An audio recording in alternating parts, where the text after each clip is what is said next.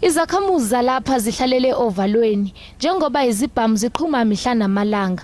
Abanye sebesaba ngisho ukuphuma emakhaya abo nokuvumela izingane zabo zidlale ngaphandle. Khona namhlanje ekseni kudutshulwe intombazanyane yabe isiphuthunyiswa esibhedlela. Sekutholwe izibhamu eziyishumi ezingekho emthethweni kule ndawo kusukela ngolwesihlanu olwedlule.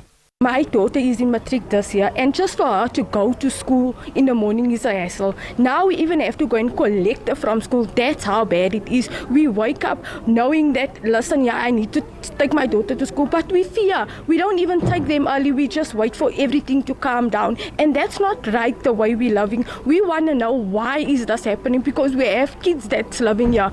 Lesi sigameko senzeke emini kwaBha sishiye izinhlamvu zisaphazeke emgaqweni. Amaphoisa anxusa noma ubani onolwazi ohlobene nalesi sigameko aphumele obala.